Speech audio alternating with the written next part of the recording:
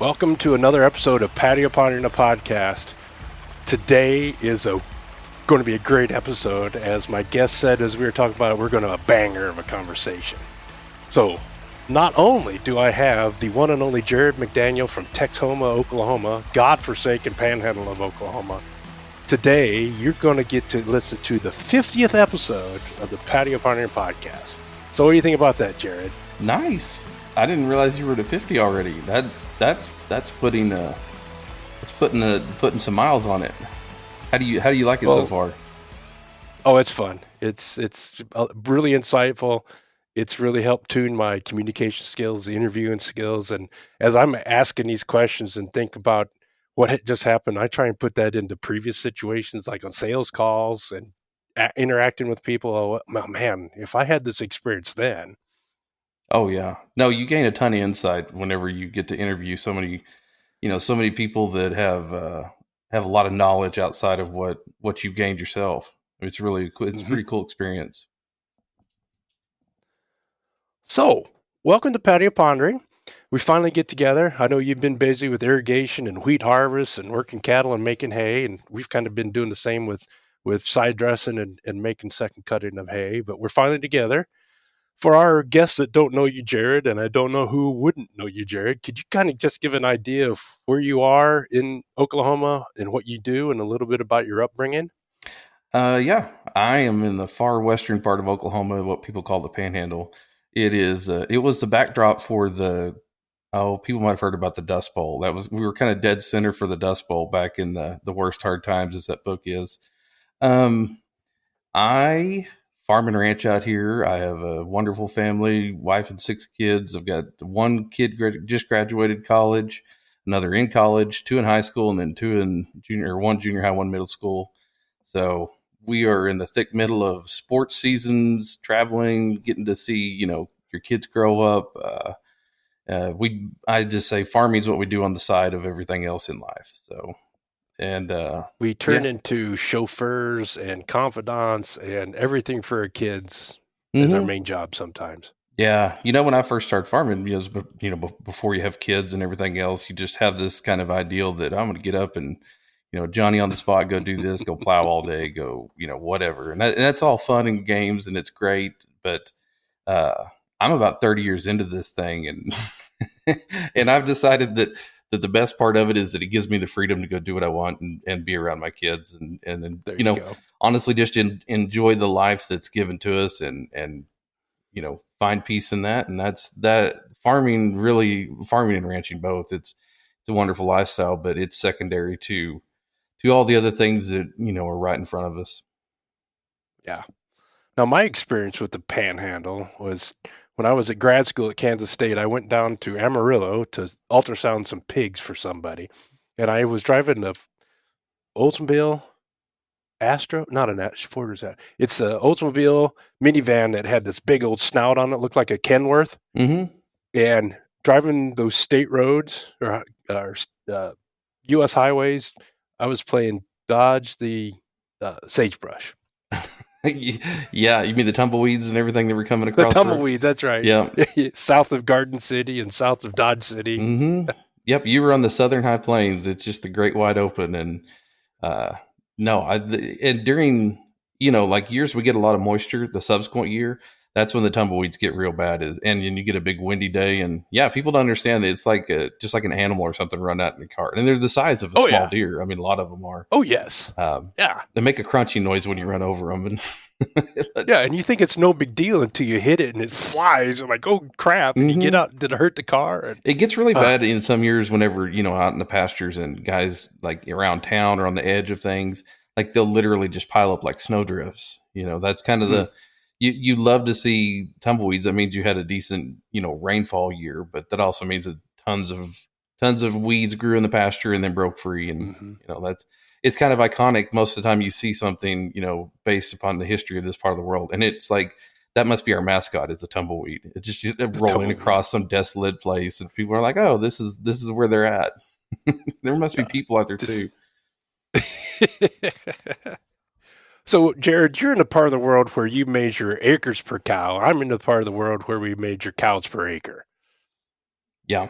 So How is it to farm and ranch in that dry part of the world?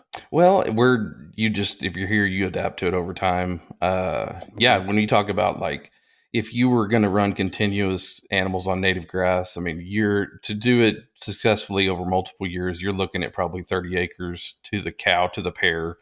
If you Hmm. graze like summer grazing, you can get down to 15, 12 or 15. If you can feed hay or move to corn stalks, maybe you can get that number lower as far as the native grass stalking, right? We're in the short grass prairie where you've got buffalo grass, grandma grasses, some old world blue stems, some blue stems that have been introduced through CRP.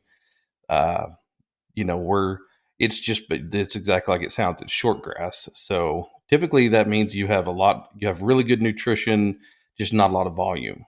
So, and when that Hmm. grass cures, it's very good. But again, you don't have the biomass to consume for an animal. So we farm and ranch, and then so subsequently we combine those two, and we run cows on corn stalks, and so we utilize all of any and all residue that we have from farming kind of gets recycled back through the cow, and then Hmm. at that point our native pasture is essentially summer standing ground, and places where they can go raise their calf, or if we're lucky we can calve out there and just give them a place to do their job as mama cows, and then wean and go back through the cycle again. Which is really interesting because my first exposure to running cows and corn stalks was when I was in college. And some of the farmers around West Lafayette did it, and it's just a foreign concept to me. Like, oh, how would you ruin that ground by running cows on corn stalks? And then I moved to Kansas for a while, and you run those cows on anything. And the funny Mm-hmm. part between where I was in Manhattan and you was what, 300 miles, Mm-hmm. 250? It's a stretch, yeah. Yes, yep. And you go from tall grass prairie where you could get lost for days to your short grass prairie where you can see for days. Mm-hmm. Yeah, and I've never. Of course, we have. Our average. I think our annual precipitation is like 18 inches. So we don't. Not that we'll get snow and the ground will get wet and mucky, I guess, but we don't spend long periods of time where it's just completely.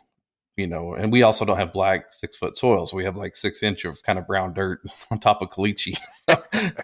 Um, but I've never, and I've grazed corn stalks. Like I said, I've been doing this for 30 years. I'm 48 and I took over when I was 18. So 30 years, and they did it before then too. I mean, the old timers, and I learned from my grandparents and like that generation. And, they would just cringe when they'd see someone burn a field of corn stalks or something. Cause they said that's so much like usable fodder. It was almost like Hmm. you were just throwing away feed on some level. So, we graze. Compaction doesn't seem to be an issue. In fact, if anything, I think the circles that we graze, we have less volunteer issues, which then translate Hmm. into less, carryover volunteer that will create rootworm beetle problems. When you use the animal to go out and collect what's left over, and they also help, between the hoof action and the mastication of the actual fodder, and then going through their digestive system, breaking it down into manure. I mean, it sounds hippie-ish, but you're just recycling all right there on the spot. There's no hauling it off, hauling it back in. And the bonus side is you get a calf crop off of it too. So, and that in Yeah. today's market, that seems to have helped us. I'm very thankful that we run cattle, because if I was just straight farming, I honestly don't know what people do with that, because I hear you. that's rough with the margins nowadays. Oh, yeah. It's funny that you talk about utilizing the residue. It's contrasted with my Amish neighbors that burn off the corn stalks because Hmm. they're planting BT hybrids, and it's got 10 foot and there's a lot of fodder. They're burning it off so they can pull their plows through it more easily. Hmm. Yeah, we used to see It's guys. just We used crazy. to see guys do that. They were like, "Man, I can't." I'd run a disc and it just balls up. It's just a big old mess. And we adopted strip tills. I don't know, 20 some odd years ago.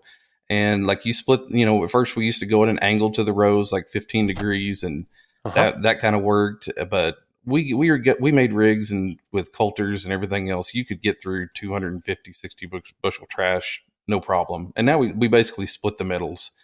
So we're Mhm. every year we move over 15 inches, and we'll grow in the year prior to that, and then last year's residue lays in the middle, acts as again, in this arid climate, if you have some kind of a mulch or a way to cover the ground, and that just helps secure the moisture and allows your irrigation water to go further. I mean, Mhm. it's funny to me when I drive across, places other than here, and you see the sprinklers with the nozzles on the top of the on the very top of the span, and they're Yeah. just shooting water straight up in the air. And I'm like, half of that crap would evaporate before it ever hit the ground where I'm at. So Yeah, you can like see the droplet just shrink. we started, and it was just people in this entire region, the Southern High Plains, kind of just by default or out of just pure survival, learned years ago, you put a gooseneck and you hang the knot. Like our nozzles are 12 to 18 inches. And by the time you get to the end of the season, may even be closer to the ground. So we're putting the water out right at the base of the plant. I mean, it's funny because you see like what is it, that irrigation 360, the little Uh-huh. tricart that they have out now that runs down, and they're like, we put the water right at the base of the plant. I'm like, well, congratulations, you're 2 decades behind, but you're getting there. Good job, guys. Exactly. Thanks for reinventing the wheel. Yeah, no, and Yeah. it is funny because we irrigate out of an aquifer, so at some point, there is a decline in it, and we manage what we can as best as possible. People forget that they've been Mhm. irrigating down here since the 50s. So it's not like all the decline happens from today, but over a cumulative period, there is water usage. So it's kind of what the words I'm looking for. It's not ironic, but it's one of those things that like we are learning so many lessons by farming out here in this tough environment about Mhm. conservation, about how to stretch things further, how to use less water, how to Yeah. how to make it on the fringe. And so many of those things can be transferred, inland or where there's better soils or better water. And a lot of time it just doesn't go there because it's, who cares if you're saving some resources that you're trying to get rid of? I mean, Well, people lay tile and they take water off their field, and I'm like, that's insane to me. totally. So one of the things that you do that you brought up, uh, I don't know when it was. You talked about your low population. You're planting 24,000 seeds per acre on corn. Yeah, 18. I've went all over the board on that. I've done dryland corn out here from 10 to 12,000 population. I've done irrigated 18, 20, 24. I kind of flex, it moves around. If you have a well, like if your sprinkler setup isn't as good a water, like I'll cut population back. I've got a couple of fields this year of it's a DeKalb 6355. It's a drought guard, but it has massive flex to it. It's kind of one of those weird varieties that just works amazing Mhm. out here. And I'll plant it at 25,000 or 20,000, and treat it almost like a semi irrigated.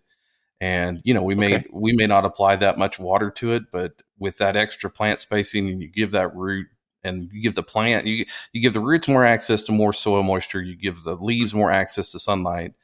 It's really interesting when you start cutting populations down, you'll start to get more double ears, and the plant won't get as tall. It's not trying to compete with all of its neighbors at 32, 34, 36,000. I mean, I've done the high population, and most of the genetics that I've found, everything's based, looking to determine it, maybe a mid flex here where they want to push the population. And I don't blame them. If I was selling seed, I would do the same Yeah. thing. I'd be like, hey, we're gonna make this where our most dependable data shows that you need to plant a whole bunch of seed. But I do think that there's a whole unexplored territory of low population corn. I mean, I've seen 12,000 population hit 170 in some good spots, and I've seen 15,000 make 200 bushel. I mean, it's not unattainable, but you also you're depending on each plant to give you more, so they're, you know as well as the kind of the parabolic gain you could have going up, you could have the parabolic loss. So you Hmm. take, if you have a stand reduction and you're already at 12,000, well, the odds of you getting to that good number is going to be a lot harder. Where it's just a balancing game. It's kind of a gamble of how do you want to play the odds this year. So Yeah. Well, what you were just sharing and explaining is part of the reason that I label you uh, contrarian. I might be a little bit on a few subjects. Yeah, a vocal contrarian. Well, I'm fine with that label. I have no problem with it.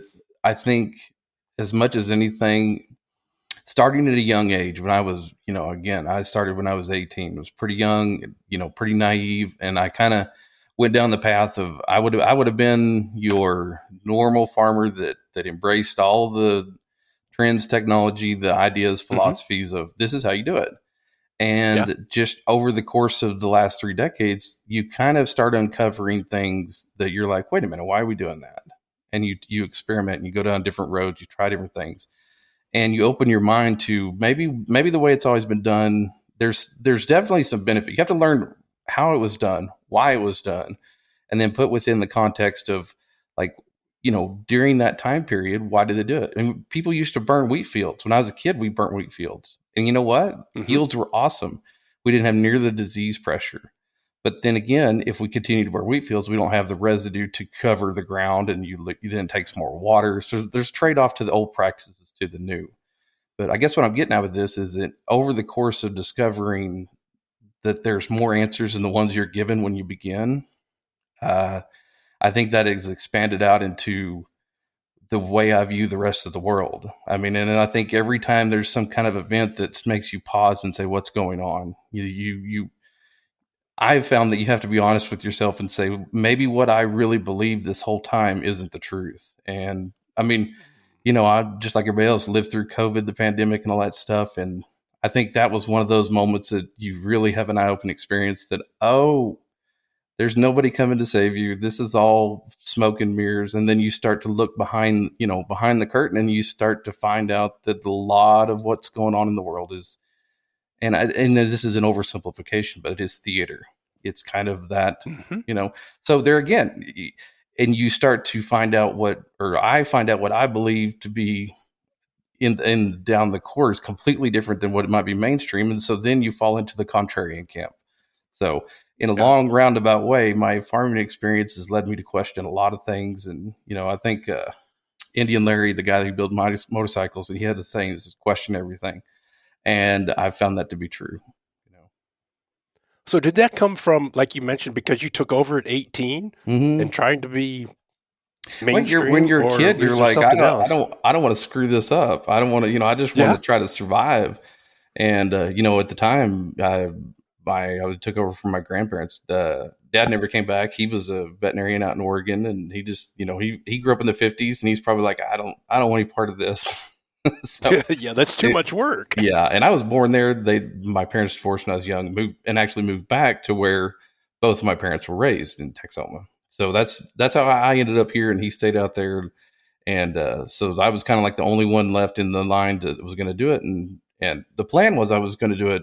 I was going to go to college, get the experience, maybe go work somewhere else, do the traditional, like, here's how you step into an operation. But just so happened that through health problems and everything else, like, there was no one left to do it. And so I went back and forth, driving back and forth to OSU and Stillwater in college, and managed through the summer and would work on weekends. And at the time we had our farm ground leased out. So we had the cattle and leased the farm out while I was in college. And then I took it back over. And I mean, the first corn crop I raised was an absolute disaster. It had like 100 bushel. It was sucked. I mean, and I had a degree in animal science with a minor in agronomy and ag econ. I was fully educated in the world of academia, how this is how you do it and all that stuff. And, right off the bat, I stubbed my toe and raised this atrocity. and you have a moment, you're like, oh crap.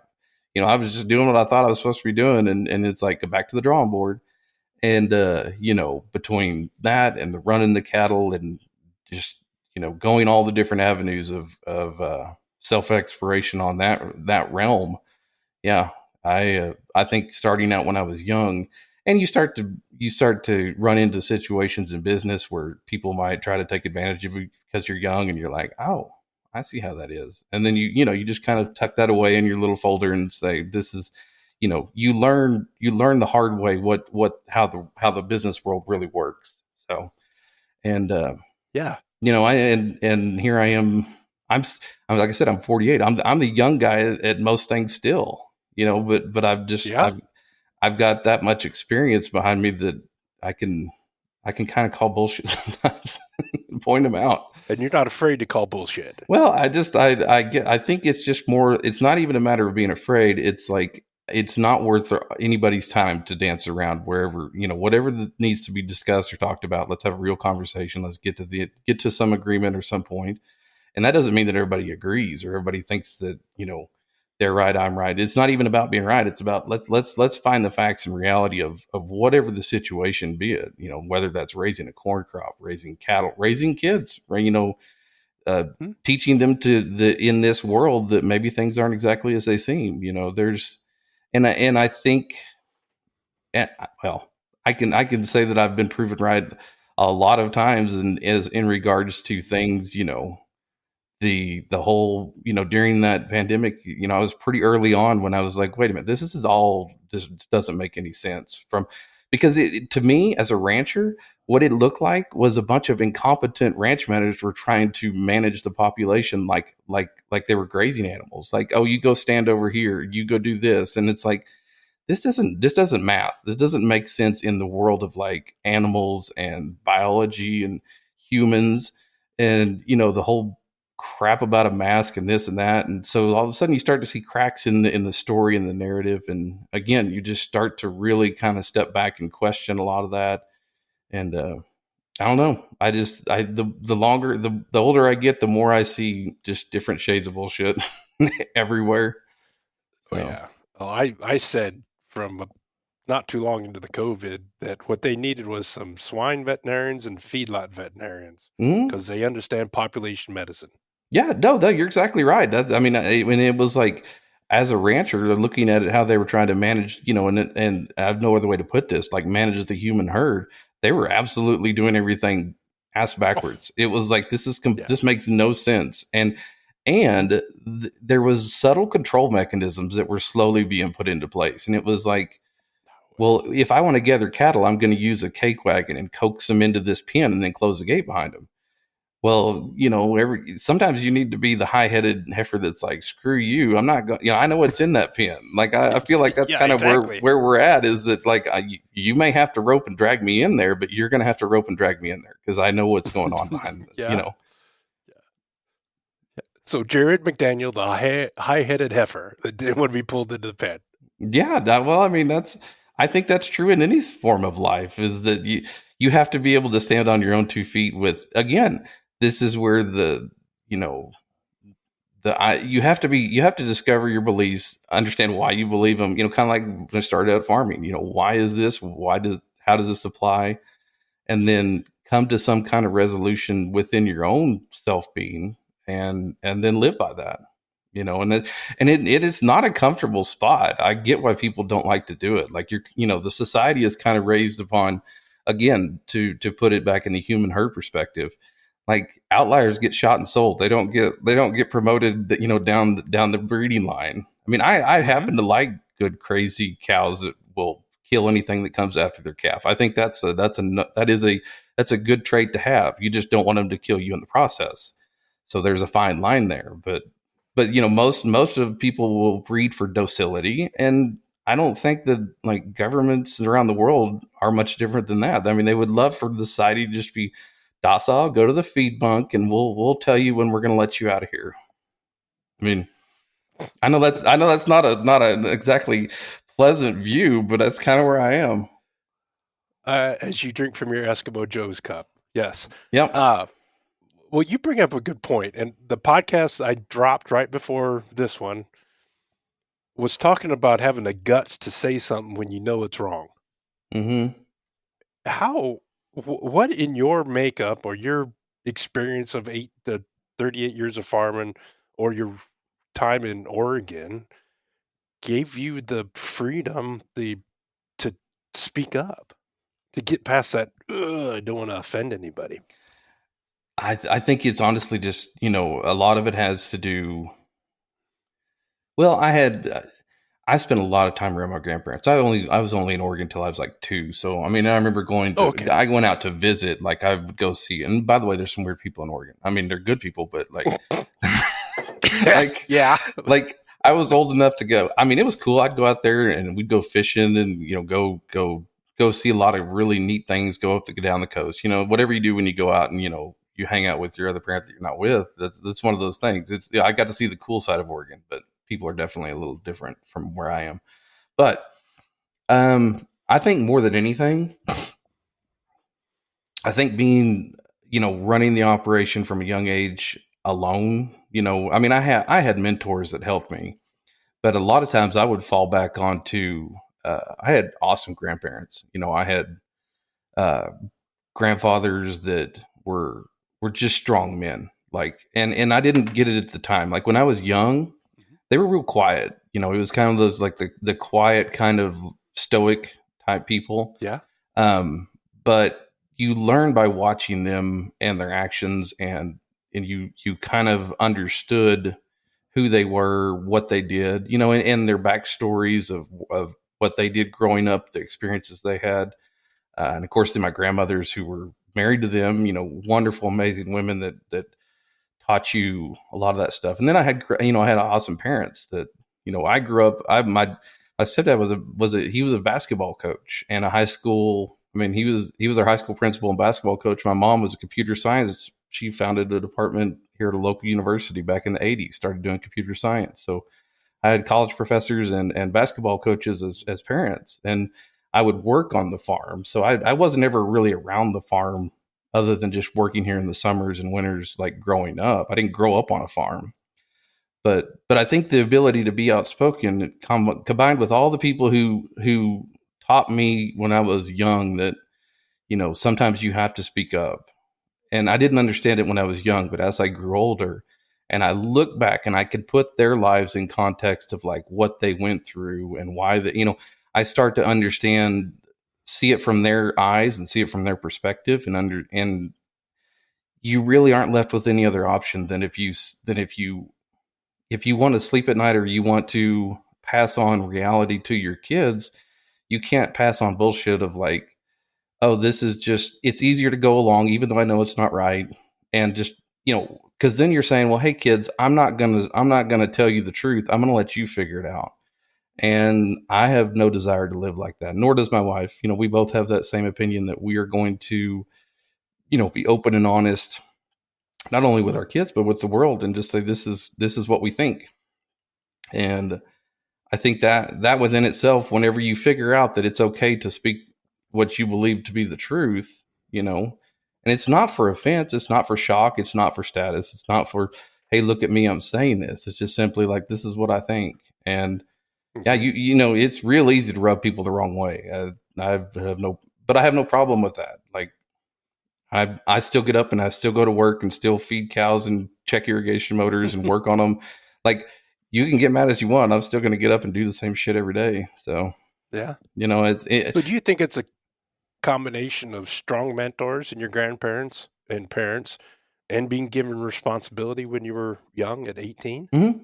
Yeah, because Yeah. at the time when I started, every single person that worked out here was older than me, and and frankly, Yeah. probably It's knew a some lot of us knew. still are. Yeah, no, well, frankly, a lot of them knew more than me, and it was like, but yet I was the one responsible.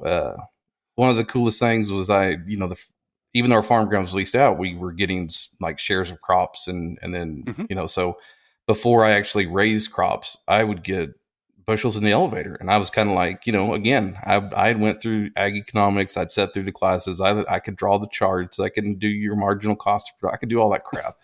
But then it was like, hey, you've got this grain, what are you going to do with it? And, as an 18-year-old kid with bushels in the elevator, I'm like, okay. So I'd go talk to the elevator manager. And, a really good guy at the time that Yeah. just said, hey, here's where you're at. And so then you're at whose advice do you take? And I think this goes further down the line is that eventually I figured out like, well, where's the nexus of all this grain information? Like because you'd always read these reports, you'd read the newsletters, Mhm. you'd read the analysis, you'd read all this stuff. And it's like, well, who's actually coming up with this? And so like, it's like walking upstream till you find the actual headwaters or where the water swells from the ground. Like, if you want to find out if it's decent, you got to figure out if that water's contaminated or if what is it coming? Is it runoff or manure from from a feedlot, or is this like, what's upstream? Where's this information? So I Mhm. just kept digging and clawing back and going and going and going. But that was all because I had to learn at an early age. Like, here's All these right. bushels. What are you going to do with them? And I've made mistakes. I've made dumbass things. I've done it wrong. I've done it right. I mean, nobody bats perfect. Anybody that says they are is a liar. But I've made enough mistakes to be confident in when I think I'm right, I'll say it.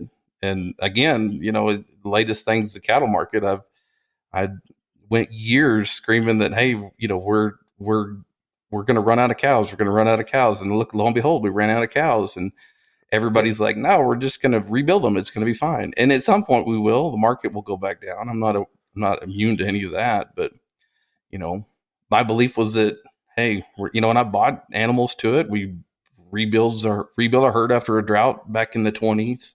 I say that in the 20s, in 2020, 2021. So I'm living by what I say too. It's not like I'm just spouting it off. I actually, that's the practices of marketing that I put in our own operation. So, and I want to share it because at one point, whenever I was young looking for information, like there wasn't a lot of there wasn't a Twitter, X, Facebook, and there wasn't resources. There was, hey, here's your Doan's newsletter, and nothing against those guys. I actually, I used to read one of those, or you'd go read. Everybody had a damn DTN machine sitting on there. You remember those? The DTN box that you could read the daily commentary. Some out there. Or everybody that grew up on a tractor sitting there with their AM, and they'd get the market report. People would rattle off about what it does. Like we've came so far. Like when I was searching for information, it was like this looking for a tree out here. It was good luck. It's the Sahara Desert of information where now it's at your fingertips and you have access to so many brilliant minds that, and I typically tend to go to people that, if you're in the hive mind and you're saying the same thing that everybody else is, well, that's kind of the default narrative. So, again, find out why do those people think that? Where are they wrong? Where are they right? Well, I had this thought about you at the Indiana State Fair Market Lamb Showmanship Contest. And I was standing there watching senior showmanship. I think it was for either Crossbreeds or Hampshire. So it's a lot of really good showmen. And I looked across as they were lining up. They were down to like the top 12 out of a class of 20. And every single one of them was doing the exact same thing. Mm-hmm. They had the same pose. They walked their lambs the same way. They crouched the same way. And I remember back to a time when I think it was Luke Lale, a friend of ours, 8 years ago or 10 years ago, he was one of the first people to do that crouch. And he set himself apart because you looked at him, either you liked what he did or you didn't. And now everybody's doing it. And everybody's doing the exact same thing. So I was thinking about that, Judge. How are you going to pick the best when every single one is doing the exact same thing? And I thought about you because you're not doing the exact same thing.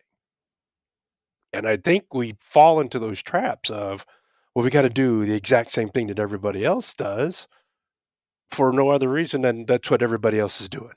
Yeah, it's that fear of missing out. It's the acronym, that FOMO. I mean, it's and again, I kind of equate things a lot of times back to cattle. And I'm not trying to say people are cattle, but there's damn sure a lot of similarities. But if you sort an animal off by itself and it's not a confident, comfortable animal, it might tear down hell and tarnation to try to get back in the herd, because that there's comfort within the herd of that. Within numbers, there's like, hey, we're solidarity.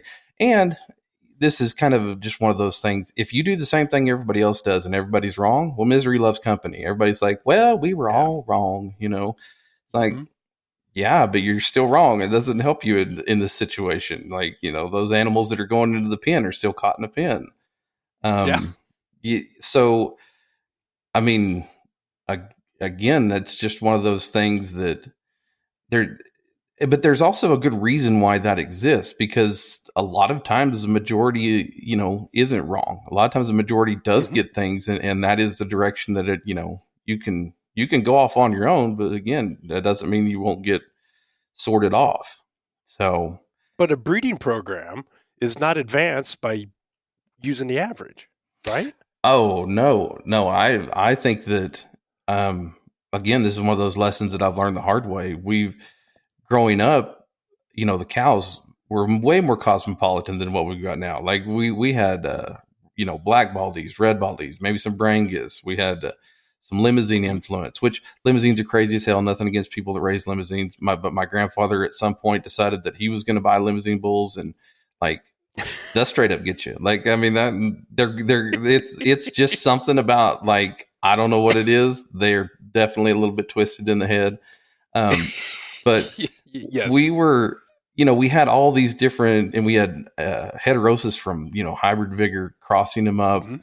I think the calves were bigger, and, health was good. And I went down the rabbit hole of like, okay, I'm going to buy some, good black Angus bull, just like everybody else. Black hided is going to get you some more money, and guess what? Everybody, like you said, before you know it, everybody's got black Angus base genetics are basically all the same, and before too long, we're all selling the exact same thing. And I've started to this year. I went back and got going to introduce some Charolais. Probably get bringing in those outside genetics. Rat tails. Do what? Heaven forbid you get some rat tails or smokes. Oh, yeah, exactly. I mean, we still have some Charolais running in the herd that have been there for a while, and there's still some red ones, but vast majority are just straight black Angus. And I do think that we've suffered like with our weaning weights, and again, part of a consequence of going with the herd is we're now a decade or 15 so many years into this thing. It's like, back it up, Terry. Let's we got to figure out a new path here. So, and there's nothing wrong with being wrong. You just say, hey, I was wrong, and you go do what you have to change to make it better, so you don't continue to be wrong. Like, I mean, I'm the world's worst, and I'm sure most men would agree. If you take a wrong turn, it's much easier to find the long way around than it is to admit you made the wrong turn and back up and backtrack 10 miles. Like, I'll drive 2 hours out of the way to be like, see, this was just a scenic route, So it's human nature to not want to admit your mistakes, but it would be a hell of a lot faster just to, find a road, turn around, go back to where you started, and pull in this driveway. Again. It's okay. They won't mind. Mm-hmm. Exactly. So as you were talking about taking over at 18 and being inquisitive, it sparked a thought that I've tried to instill in people as I was in corporate when we're trying to hire new salespeople.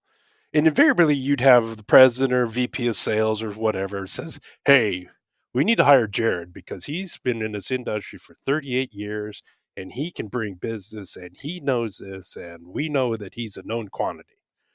And I would say, yeah, that's good. Yeah.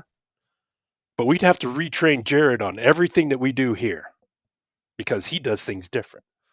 Yeah, we would, but we can do that. But then I would say, hey, why don't we hire 18-year-old John straight out of school, grad school, or Oklahoma State or K-State or whatever, because he's dumb enough to know he doesn't know it. He's so stupid that he doesn't know what he doesn't know. Mm-hmm. And he'll go out to Jerod's farm and say, well, Jerod, you got black cows. Where'd you get the black cows? Whereas you and I, as 40, 50-year-olds, would go, well, Jerod has black cows. He must have a whole bunch of black Angus influence. Well, you could have had black Simmentals for all we know. Mm-hmm. No. So how are you instilling that into your children to be inquisitive? Oh, I think it starts from the moment they hit the ground. It was, we're pretty open and with, like, again, how the world works or whatever it is. And if they want to explore things and go do things, we're 1,000% behind them. I mean, our youngest son, he picked up doing speech. Now, this is something that I didn't even, wasn't ever on my radar. And he's one of those kids that can just pick something up and do really well at it. And within 2 years, he's in the national competitions, finishing in the top 30s and 50s, and like going, not only winning state awards, but like, and it's awesome. It's cool to watch your kids, blossom and flourish in so many ways, like stuff you had no clue. And that's just one example of things that over the years. But again, I have no knowledge of speech or anything that has anything to do with it. But when he went down that road, we're like, cool, we're going to do this. Start Hmm. various kids do different things. We've got some that love to do art, some that love to play softball, baseball, some that are basketballers, some that do track, some that love play football. It's like, and those are sports and activities and different things. But the overall arching concept is whatever you want to do, we are going to be there and like, okay, you want to do it? Let's go do it. And in that, whether that be academics, if we've got some say, hey, I want to go be a doctor. Cool. We're gonna get you wherever you need to be to do that. Or if you want to go into marketing, animal science. I mean, there's so many different variations, and fortunately, all of our kids are pretty independent in that. If one of their siblings does something, they might just not do it out of spite to be like, I'm not going to be like that Of one. course. So they That never all happens. they all pursue their own destiny in life, and we're very forthright with like, hey, if you want to do it, that's awesome. Go explore, learn from it, apply this to other areas of your life. And also don't live your life based on what other people are telling you that you need to do, or you need to do this. I mean, maybe in the context of like, hey, here's how you swing a bat, or here's how you block, or here's how you shoot a basketball. And most of them will still shoot it however they want to anyway. So that makes me happy. Yeah. Mhm.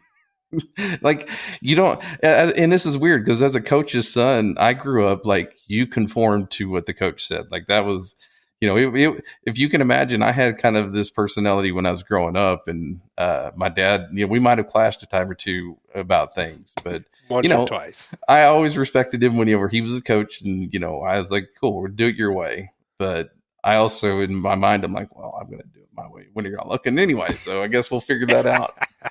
But what if I think that it's healthy if you have kids that push back on your own thoughts? I mean, they should have their independence. I mean, because at some point, like, and this is something that my mom is my last ancestor that's alive. I've lost all my grandparents, all my dads. Like, I mean, I'm at that point where the reality, and then that happened several years ago. I mean, it's been that way for quite a while. But once that happens, you start to realize like you owe it to the next generation to prepare them for when you're not around, because that's going to happen regardless. I mean, no matter how much we all fight, kick, and scream and talk about how awesome we want to keep ourselves in our own little world, like you owe it to your children to give them the tools to survive when you're gone.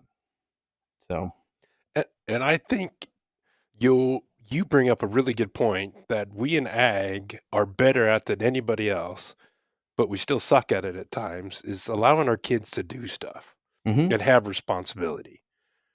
I think it's contingent upon us as parents to mature in our understanding of what our kids are. Now, the way I treated my 26-year-old daughter is different than I treated my 15-year-old because there's 10 years between the two of them, and I learned a little bit. Absolutely. No, your first ones are the trial balloon, man. They go up and you see what works and what doesn't. And then I think most parents that are worth a damn, when they get to their younger kids, they're way more relaxed. They're not near as hovering as the beginning. Oh yeah.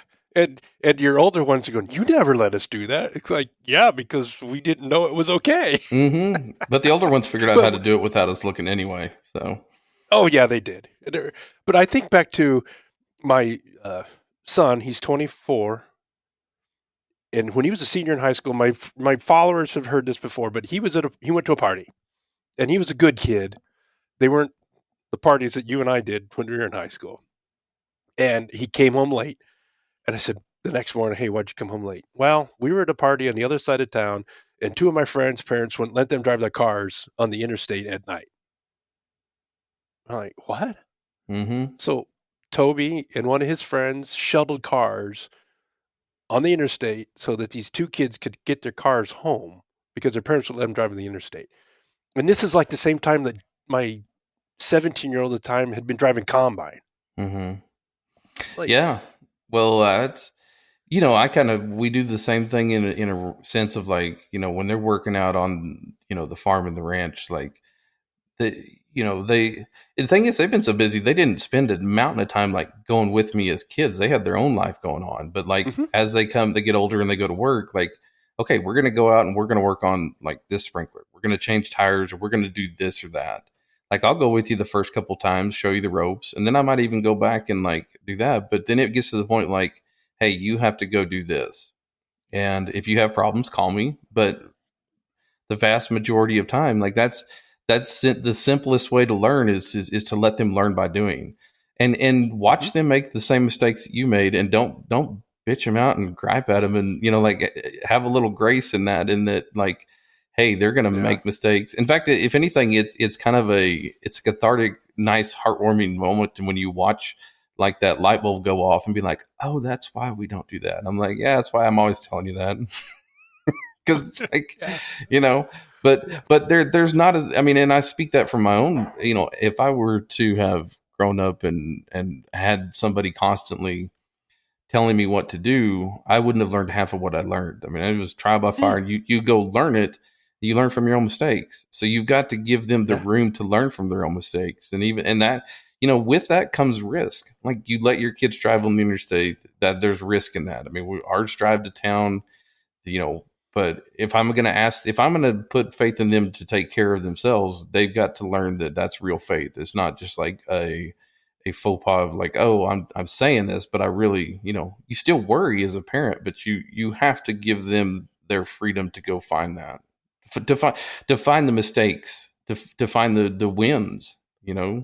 You're not going to be there to take credit for either of them. Yeah. Yeah. And that's the bad thing about a parent. You summed it up. You're not going to see the wins because you're not going to find out about them. You're going to find about the losses. So I got a speeding ticket. I got in a wreck. I failed the class. But we're typically not going to hear you know, that lesson that dad taught me about X. I mean, I use that. I mean, that's not the thought process. It just happens.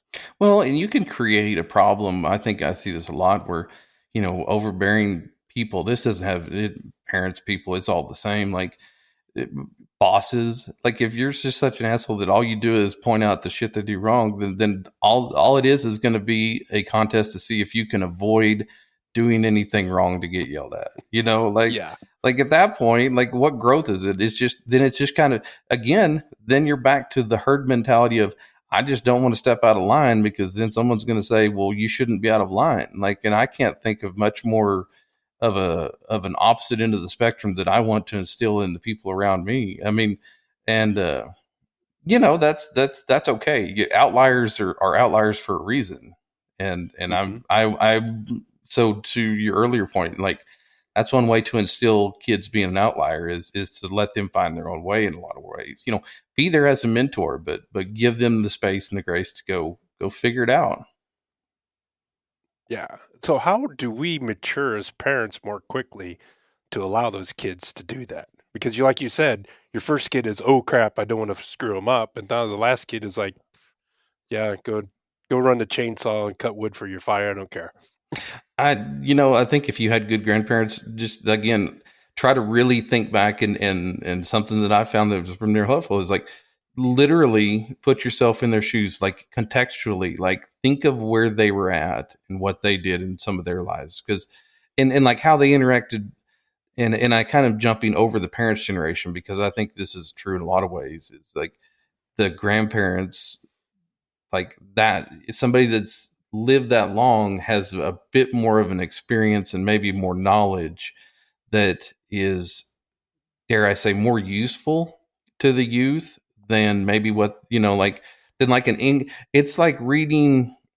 You either read the complete set volume of knowledge, or you get somebody who's like on chapter 5. And maybe the people that are on chapter 5, they, when they get to the end of the book, they'll have a lot more idea about reality. So again, that's back to, like, the wisdom that you get from elders. And in this society, it's kind of a weird time, because I think there are a lot of elders who are like checked out. Like, they're just like, I'm Mm. out. Yeah. so Yeah. so when that is the case, or like in my case, when most all the elders are have passed on, you have to become that you elder. You can't give them half-ass knowledge. You better figure it out at a quicker pace. So to get to, like, the maturation of wisdom and knowledge that you can pass on to your kids through your actions and through everything else, like, step the fuck up and you get busy and you figure it out. That's how you do it, because like, yeah, if you want to talk about a failure in life, like give your kids half of the story and then say good luck. I mean, give them all your knowledge, not pieces and parts, and be like, well, I hadn't figured it out yet. Well, go figure it out. Yeah. Figure it out with them. There's Mm-hmm. we do that, and we sit around and talk about like, hey, we got these cattle, we're going to do this, that, and like what I'll ask them like, what do you guys think? Like the kids that are out there feeding the cattle, building the fence, doing the things on the ground, and I still do it with them, but ask their opinion. It may not be what you want to hear, but it might be something that like they see it from a different perspective. You know, Oh, the I think the that's great because we don't the give them enough credit. mm-hmm. Well, the beautiful thing about, I think, naivety, and I don't even know if that's a word, but youth and inexperience, and this is something that I lived through, is sometimes you need someone to come along and say, yeah, you've been doing it this whole way. And even though that may be the right way, to still say, we're going to try something else, and Mm-hmm. again, that unbridled, youth, youth understands risk better than older people in reality, Mm-hmm. because they have a higher tolerance for it. Like they're like, I might jump down and hurt myself, but I'll heal up. We're like, you get to be Yeah. our age or old people, you're like, if I jump down and don't make it, that's going to be like, that's hangovers hurt worse than they used to. This Yeah. is going to Yeah. be Oh, yeah. a long adventure if I go hurt myself. So, that, and you forget about that as you get older, but that perspective of really not being risk averse is an amazingly valuable thing. It's hardwired into our DNA. I mean, kids and youth should have. I mean, that's how they go out and they meet someone. Like they're scared, but they go out and they talk to people. And if you get to be my age or generation above us, that age, they don't give a damn about going to talk to someone. Like I don't need to meet people. I already know what people are like. Yeah. Exactly. So, We're you prejudging. know, you, that not being worried about what's going to happen is it's a feature, not a flaw of youth and kids. And I think as much as you can empower and put that on steroids, make that grow, give all that the power you can find. Let them go fly down the road, with their lights off. Just Well, the thing that I've tried to distill as my parenting experience is if it's not going to kill you, go for it. yeah, Or if there's a chance to kill you, let's make sure we eliminate that chance, but still go for it. And unfortunately, like we talked about before, that was not an attitude I completely had with my older two. mm-hmm. So it really sucks. And I love your illustration that we're reading the parenting book as we're trying to teach about parenting. Yeah, yeah. No, and Oh shit! and I got this. I'm only at chapter 5. I just need to be on chapter 7. yeah, you better speed read real quick. Well, and I think, and I've heard this, illustrated in different contexts, but I think there's some validity to it. Is you're mature when you can see your parents for what they were, like as incomplete and without the knowledge. That, like, as kids, you have this idea that like, well, these are the people that have it all figured out. Nah, they didn't. But that's the thing, is that I think as parents, if you're open and honest and say, hey, we don't have this figured out, we know more than you do, but like we're still on the path of enlightenment ourselves. Like there's nothing at all. Again, the truth sets you free and gives you more. I don't want to say power. That's not the right word, but gives you more ability to do what needs to be done in the context of what's right by the people that you're raising in this world. Mm-hmm. I think this was illustrated well with a friend of mine from when he was talking about. We were meeting at a Boy Scout meeting, and he was talking about his team. And instead of telling them what to do or asking how they were going to do it, he asked them, "What's your objective?" Mm-hmm. And once they tell him the correct objective, he said, "All right, now go do it." Yeah. As opposed to, here's step 1, here's step 2, here's step 3, and they're worried about the steps instead of the objective. Yeah. And they might have a better way to do it than you and I do. Oh, of course, and every team's different. You know, like there's the dynamic of that's kind of a neat little side deal. Is that as growing up as a kid of a basketball coach, like, man, I was a water boy when I was old enough to like, I've you know 8, 9, Hmm. 10. Like I went and carried water bottles into the locker room before the games at halftime Yeah. every season, long before I ever started playing basketball myself. So I got to see like the butt chewings, the wins, the losses. Like I got to see real up close and personal like how a basketball team functioned. And he was a very successful basketball coach. He was actually put into the Basketball Coaches Hall of Fame posthumously, but he had very, a lot of good teams, good win, but more than wins. And this is not just from perspective of a coach's son, but I think the best coaches honestly aren't even, they're not striving to win. They're striving to make the kids themselves better and more Mhm. capable to be good humans. Now it just happens to be that the avenue that it's used to find that path is through the discipline and ideas behind the structure of like an organized sport. And I think that's where, like we talk about, people are like, hey, you need to do step 1, 2, and 3, then you'll be successful. I'm like, no, you need to be like, hey, you don't mouth off to a ref. You don't, you play the game right. There's like fundamentals that have nothing to do with dribbling, shooting, or passing. Though you teach those fundamentals, you teach them to be good people, to look out for your Mhm. peers, to, if somebody sets a hard screen, well, you go set a hard screen right back on them. I mean, I personally like football more than basketball. I kind of No gravitated more way. towards You can get away with like hitting people. oh, I love violence. I learned violence playing organized football. And it was like, I learned at that point in my life, like if you are going to get into a conflict, you had better bring more velocity to that confrontation. Like if you're going to hit someone running down on a kickoff, you better be going faster than they are, and you better not flinch, because otherwise you're going to be the one that gets hurt. Yeah. But again, that's in the context of like playing football as a young man. But throughout life, I would challenge most people to think differently. And when you go to business, when you go to most everything you do, you better bring more velocity. Or in the context of like basketball or something like that, you better understand the fundamentals of what you're doing. So again, I think the best coaches have the approach of like, I'm teaching the kids to be successful. I just happen to be doing it through this sport, Yeah. because and countless number of people have came up to me throughout life and said, oh, your dad would always take me aside, maybe kids that had a little problems, or, stuff that was not on the court. He was there teaching them those kind of things. So, it's not all that disconnected in most of the avenues of life. There's a lot of patterns that repeat over and over again. Once you kind of start to see the blueprint again, kind of see behind, the narrative or the thoughts of everyday, just what the default mode is for most people. Like once you start to understand why they're in default, or what is that is, like you can start to unravel, a whole lot of other stuff. Yeah.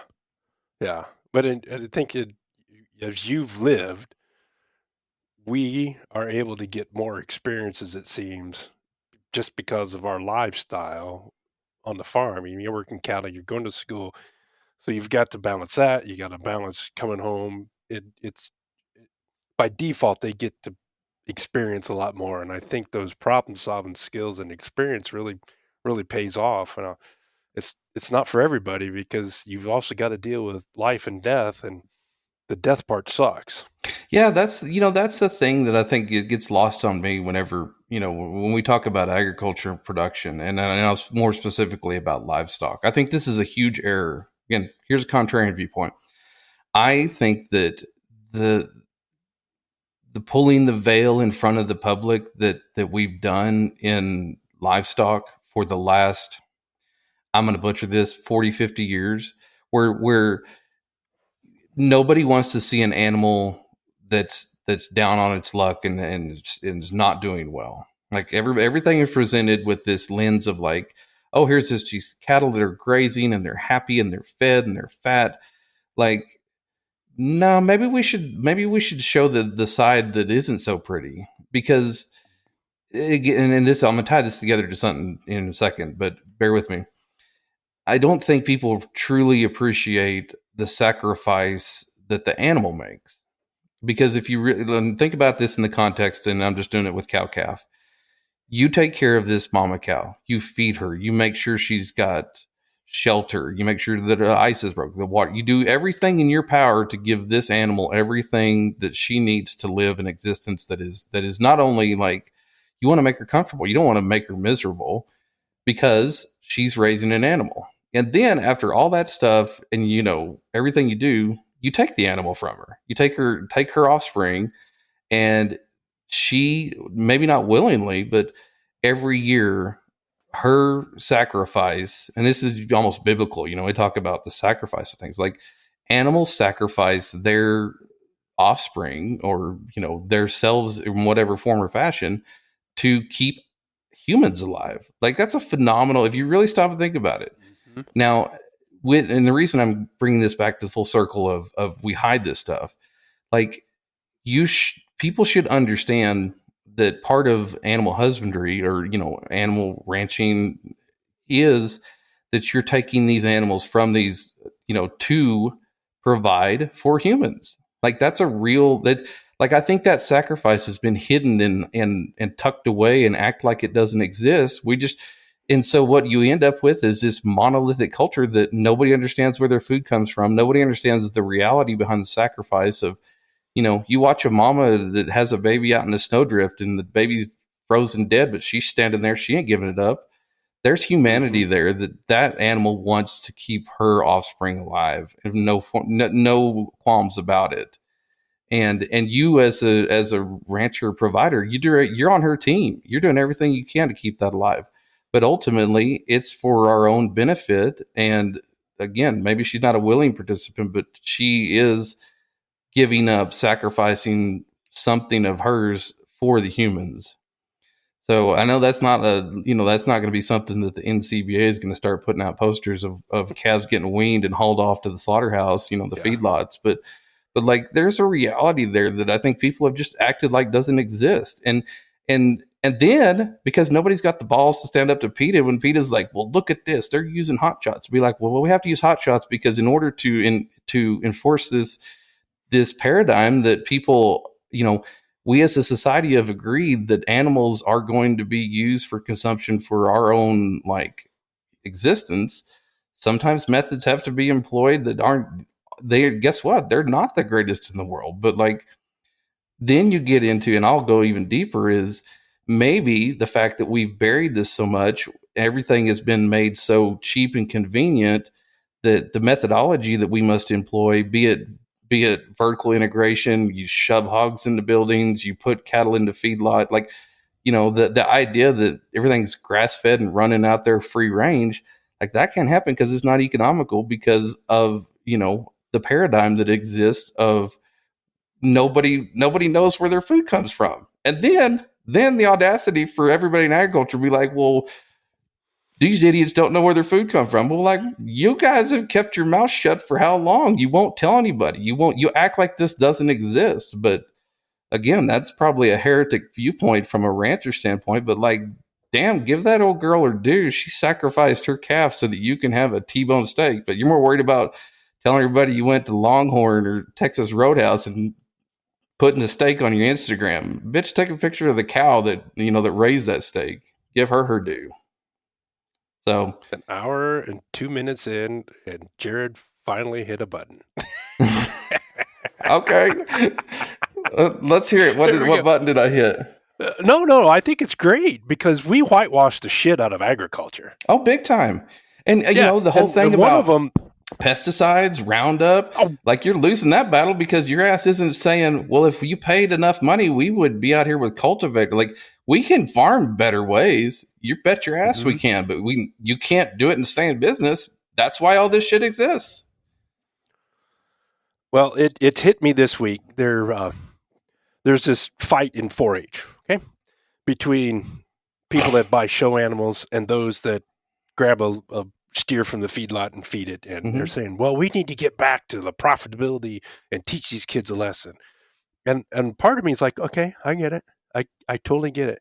But where are you going to tell a 4-H'er that he's going to work his ass off with a pig for 4 months, feed it, water it, wash it, and he's going to make $10. Mm-hmm.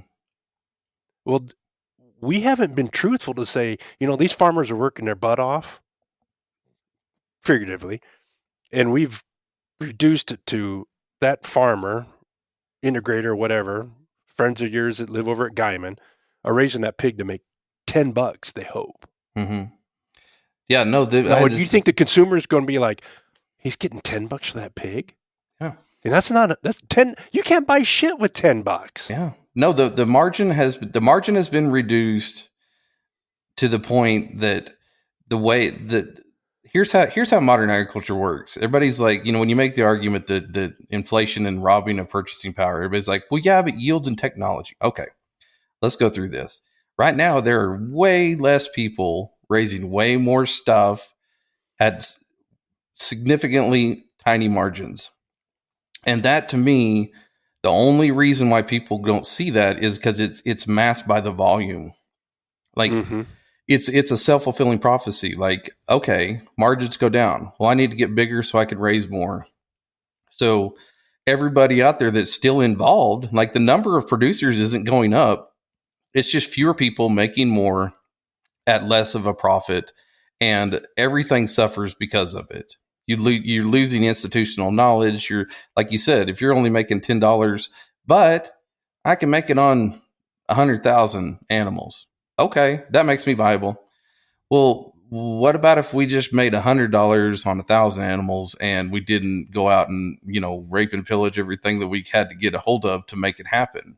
Like, that's a novel concept. But again, it's been whitewashed by the volume of, well, we can, and people are like, well, inflation, purchasing power being robbed, that's not real because yields and technology offset that. No, they haven't. Wheat doesn't make crap, and it's still worth $4 a bushel. Like, you can't raise enough wheat to justify having. I mean, I'm kind of done raising wheat for grain. I'll graze it out, or better off just plowing it and fallowing it. Like, it doesn't make any sense at today's prices when you adjust for inflation. Like, this is absolute madness. And then you get into the whole argument of like, well, you're being subsidized to just keep the doors open. And there's a lot of truth to that. Like, and the politicians will tell you, well, our farmers are hurting. they're like those people that stomp on their foot and then be like, our farmers are hurting. We need to help them out, as they slam their hand at the door a couple more times. And they're like, look at their hand. It's all fucked up. We better do something to help them out. It's like, I know I'm the one that screwed his hand up. But. Yeah, and the guy's sitting there with his hand going, well, I'll take a Band-Aid and some Advil, but can we just stop slamming my hand in the door and let's try it that way for a second? And as a person that's involved in agriculture, like, I'm not saying I don't go and sign up for the same programs. Like, that's the game we're playing. Like, know where you're at, know where you're doing, and so it's a weird situation for myself. Like, my core beliefs are like, this has got to be different, but like, I can't fight that battle from outside the arena. Like, I got to be in the thick middle of it. Like, okay, I mean, my solution now is like, hey, we're cutting back. We're cutting back farming. We're adding to the cattle side of it, but we're going to try to do it in such a way that we can somewhat be immune from the price declines, and that may ultimately be direct to consumer or something. Where you can eliminate the people that are like, essentially parasiting onto the production. They're hold on. You want to say middleman? Yeah, no, those guys. Yeah, middlemen. I mean, and again, I've served on a co-op elevator board for 20 years. I know the numbers. I see what it takes to be the middleman. I mean, but you also, if you want to have an elevator for your production in your town, that's what it takes. But in a sense, what I see from behind the scenes in a lot of these things is the path to sustainability becomes reaching down, not up. So like, if you're wholesaler, retailer, end user, middleman, if they're not making it work, well, just squeeze the guy at the bottom a little bit more. Just squeeze him, because guess what's happened for the last 40 years? The guy at the bottom figured out how to make it work by expanding, maybe that technology and efficiency is like, hey, I got a tractor that I can plant 3 times as much. So now I can do 3 times as more with the same amount of time. So the squeeze that's been placed downward has been adjusted for by all these things. And it's been depleting the people in agriculture nonstop. So whenever that reaches a tipping point, and I think we reached that tipping point in cattle a couple years ago. That's why we're in the situation we're in now, is that people just said, fuck it, I'm done. I'm not doing this. And that'll happen in grain at some point. But as the industry reaches down and for that margin, like you're going to have, it has to be pushed back. Like no one wants to hear this. Maybe consumers need to pay more, or the middlemen need to take less. And if they still need more, go charge more, charge whatever it takes to keep everything going. And they're like, well, but we don't want to hurt the consumer. And like, well, your alternative is to sacrifice the producer. It's much in the way, if you want to maintain a herd, you're not going to do it by killing and eating all the cows. You're just not. Like you know, if you want to maintain a herd, you have to care for the cows themselves. Yeah, you got to buy a bull every now and then, and the surplus is the animals that you end up eating. But it's like they're in the process of like, we'll just kill some more cows, and there's plenty of meat. And we saw how that worked out. But I think metaphorically, there's an analogy there to all of agriculture. Like they're just like, well, there's cows, we'll just keep killing them. You will up to a point, and I'm not talking like, I don't have spot on economic numbers. This is more of a philosophical kind of, thought process, but I definitely think it's 100% going that way. I mean, and I would argue with anybody that would love to, like, tell me where I'm wrong. I would love to hear it. Like, what do you think? Well, we go back to our ag economics classes we took many years ago, and one of the concepts we were taught in either ag or straight economics is money multiplier, right? Mm-hmm. And there's only so much money to go around in an economy. But if you spread that amount of money to more people, it multiplies more. So if you've got, as we talked about, you've got a person that's got, instead of 100,000 pigs, you got 1,000 people with 1,000 pigs, or 10 people with 1,000 pigs. The money multiplies more with those 10 people than the one person. Mm-hmm. And you think about, let's go back to CRP. Yeah, oh yeah. In the 80s, how many communities did CRP ruin in the Midwest and the Great Plains? Mm-hmm. Because we stopped multiplying the money, because we stopped producing anything on that ground. Yeah. And then whatever capital was generated after the first generation, that capital doesn't even stay in the community. It goes off to the absentee landowners, and it's long since gone. No, CRP is a perfect example of it started in the 80s, and people, they're like, well, I guess they see it as a good place to go hunt pheasants. I don't know. But no, the CRP is a perfect example of a direct program where you removed people from the land. And to a certain extent, again, I don't mind going down this rabbit hole. I kind of am at the point where I think there's a definite concerted effort to reduce the number of producers and even reduce the availability of what they supply, because I have no other explanation for the fake meat epidemic that's upon us. The Impossible Burgers, the Beyond Meat, we have the perfect protein that can be created out of sunlight, water, air, and soil. And it's been that way for thousands and thousands of years. Even the Indians figured out we can kill a buffalo and we do damn good, and bless their heart, they got overran by a bunch of idiots. But the society hasn't said, you know what, we need to get rid of that.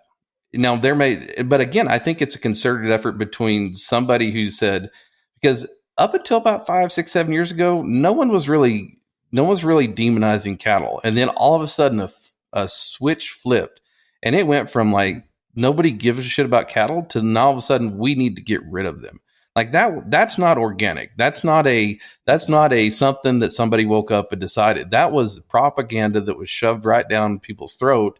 And now it's become almost mainstream dogma that oh, cattle are bad for the environment. Like, bullshit if they are.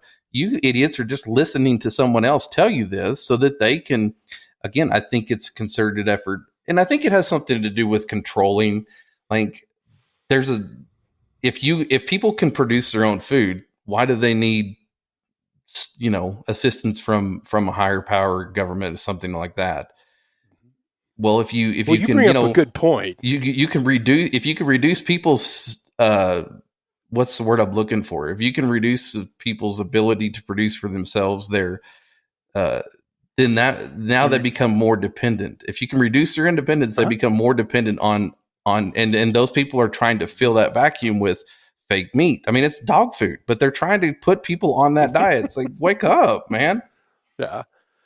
So we had a foreign exchange student from the Netherlands 6 years ago. He came over to spend time with the Democratic National Committee. No judgment, because he's part of the youth leadership for one of the political parties in the Netherlands. And he spent a weekend here. We had a great time with Dirk. And his dad, he grew up on a dairy farm. And he told me, well, Dad got rid of the cows because of that, what happened with that treaty. And we all know, we heard, Netherlands getting rid of the cows because of the nitrogen. And he said, yeah, it was a paragraph or a few sentences in some treaty that was signed 30 years ago that some activists put in. And nobody worried about it or thought about it until the treaty came to expire and said, oh, you haven't fulfilled subsection 30 of this treaty on nitrogen. You have to get rid of the cows.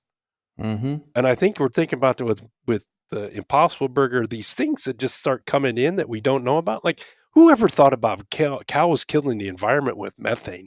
What the hell? Yeah.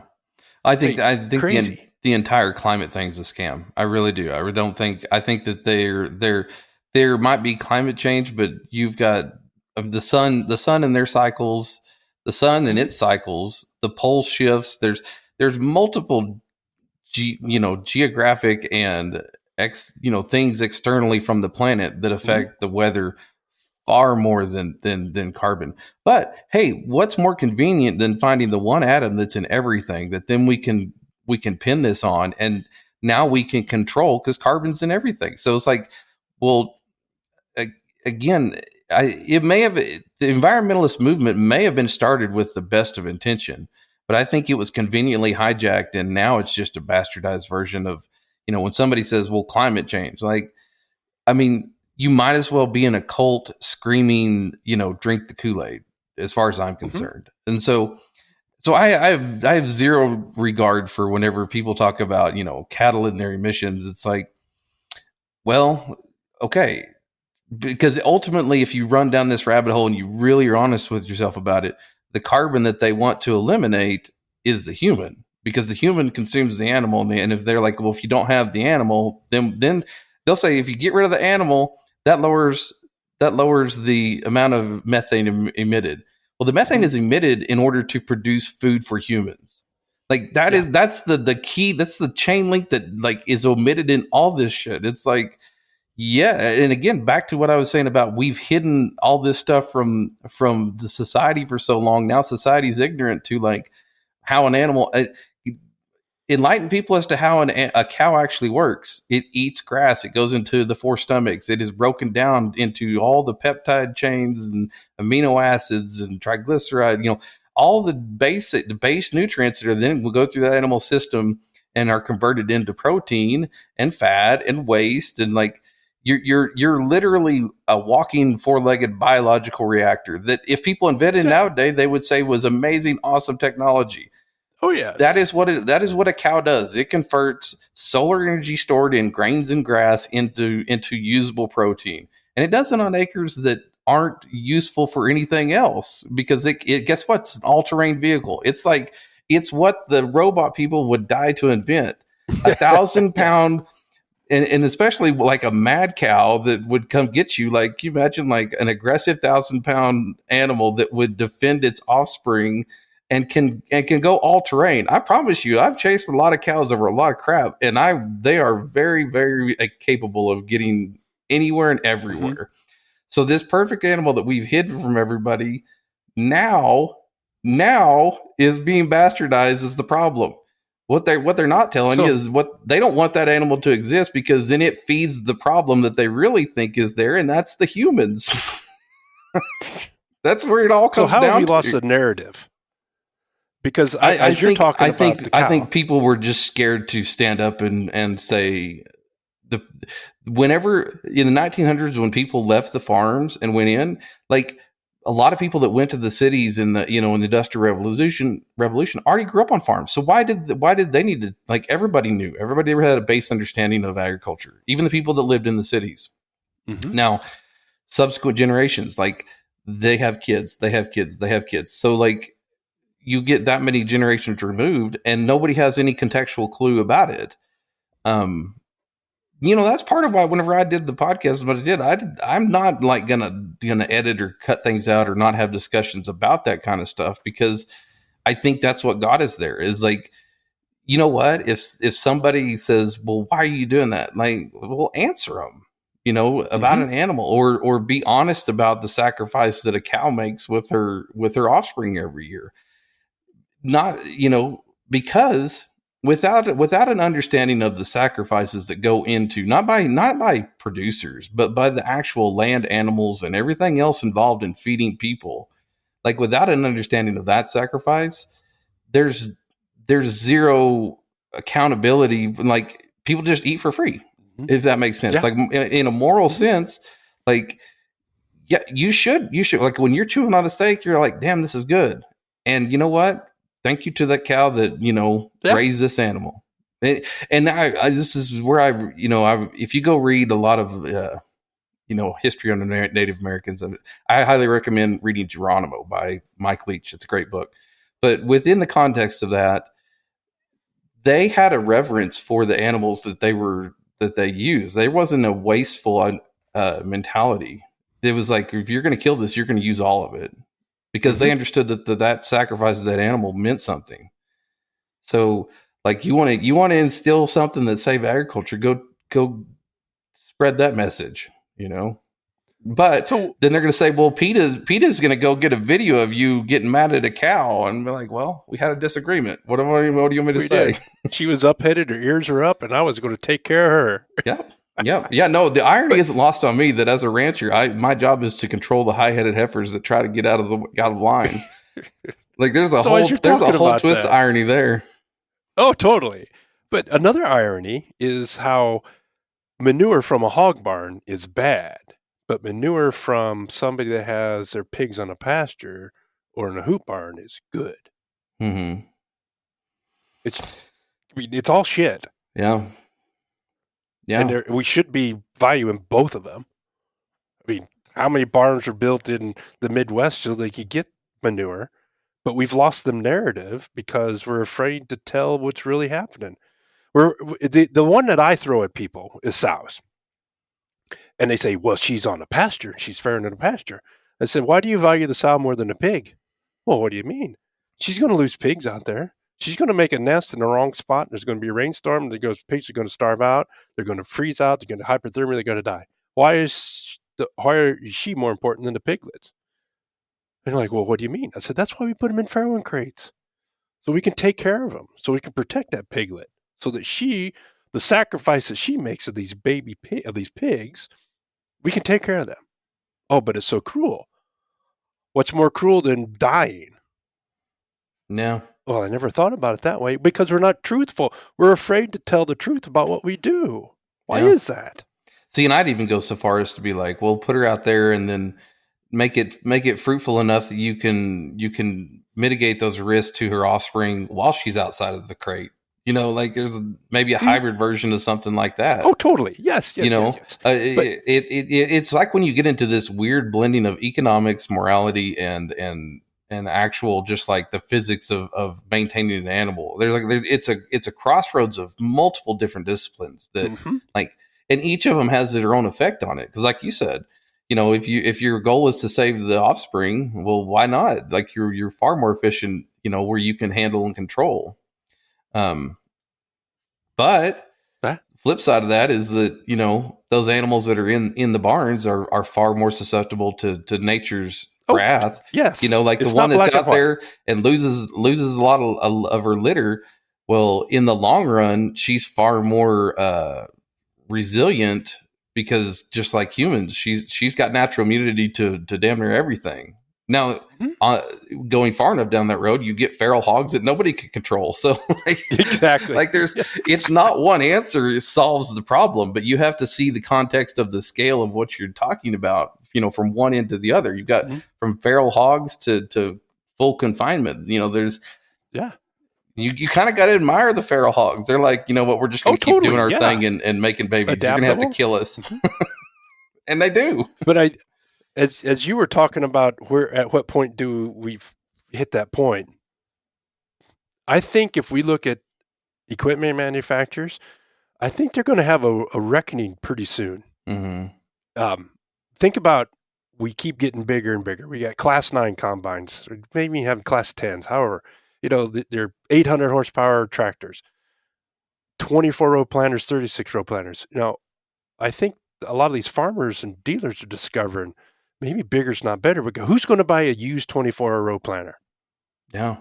Well, I'm If one you're of those big enough to guys. justify a 24-row planter, Yeah. you can justify buying a brand new one. Not all the time. I'm in that weird spot like you're talking about. I'm big enough to own one, but I'm not going to go buy a new one. But once guys like me get them bought, like we're also kind of tightwads, so we're not going to go buy another one. And Yeah. the brilliant thing that I've seen it's brilliant and devious at the same time is my thoughts on equipment manufacturers, and this has happened even more so with consolidation and everything else. And I also happen to live on Highway 54, which runs straight down to Juarez and El Paso. Man, the trucks that get loaded with used ag equipment, if you trade something off, it can't get on a trailer to Mexico fast enough.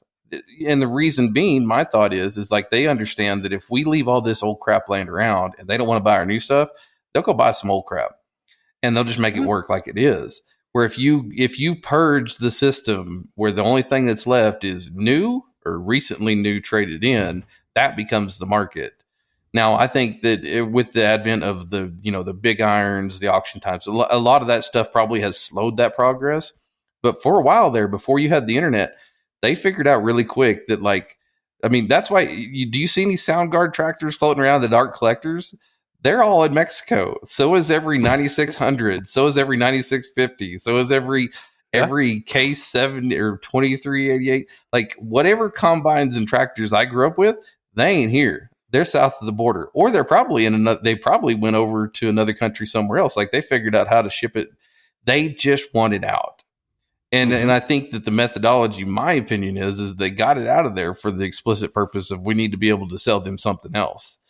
And yes, I think you're right. A day of reckoning is happening because, as much as I hate autonomy, all my sprinklers are basically ran on my cell phone. So they're somewhat semi-autonomous as it is. Like I don't have to be there to make them work. And I hate the idea of autonomous equipment, but like you can't argue that there's some point you're going to have somebody that figures out, you know what, I can get a little 80 horsepower 4-row planter that a guy could go buy 6 of those. Congratulations, you got 24 rows worth of planting power, and you go hit your start button, and all of a sudden you're farm simming 2025 or 2030, whatever. All your shit's getting planted. And no, I don't think it'll be perfect. I think it'll do a worse job than humans will by every stretch of imagination. Mm-hmm. But if you're not getting paid enough to be out there, why would you be out there? Why not just farm it out to some dumbass robot? Yeah. Because that's what society's done to us. We're the dumbass robots that are running the equipment autonomously. Right. Yeah. Well, if you want to get down to the brass tacks, that's kind of where it comes down to. Oh, yeah. But you hit it. An 80 horsepower tractor with a 4 or 6-row planter. It's not going to be the 800 horsepower 4-wheel drive planter pulling the 45-foot field cultivator that's going to be autonomous. That's cool. That's sexy. You can put that to display at Farm Progress Show, but you're not going to plant the 6-acre or the 24 or the 80-acre field here. Yeah. So it's good. I think the autonomous is going to be small, and it's going to be armies of them. And I don't mean armies. It's going to be teams. Yeah. Well, it'll be corporate. It'll be everybody. I love the independent spirit of American agriculture, and that we all think like it's going to be some maverick, like an Elon Musk's going to come in and he's going to have this thing that's going to operate independent. Bullshit. It's going to be John Deere and their their mega fleet subscription package. They're going to invent that shit and then shove it down everybody's throat. Or you're going to have, I don't know, precision planning, some offshoot of a, it'll be corporatized, and then it'll be, hey, here, you don't need to go buy all this equipment, but we'll lease it to you for a subscription model. If you look back, do you remember Machinery Link that tried to do this with combines? Oh yeah. So it's the Machinery Link model, but it'll be adapted to autonomous equipment where, hey, we've got our swarm of 8 planters that can show up on this day. You just have to have someone there, to basically load seed in this hopper, and then it'll independently distribute to all these, and they'll plant. Then somebody will pick those up and move them to the next place, just like custom harvesters used to. It'll just be autonomous hives that move from one end to the other. Ironically, probably mimicking the buffalo herd grazing pattern that America showed up and wiped out however many years ago.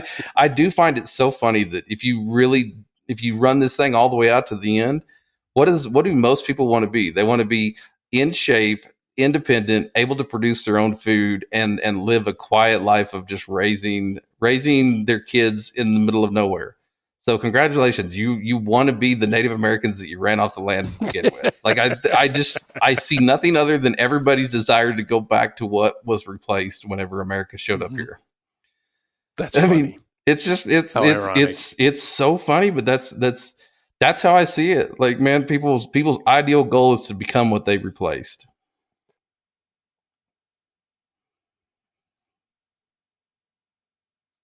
Some thinking to get to that point where you realize what's changed. And as we changed, we get back to where we started, right? Oh, so much of it.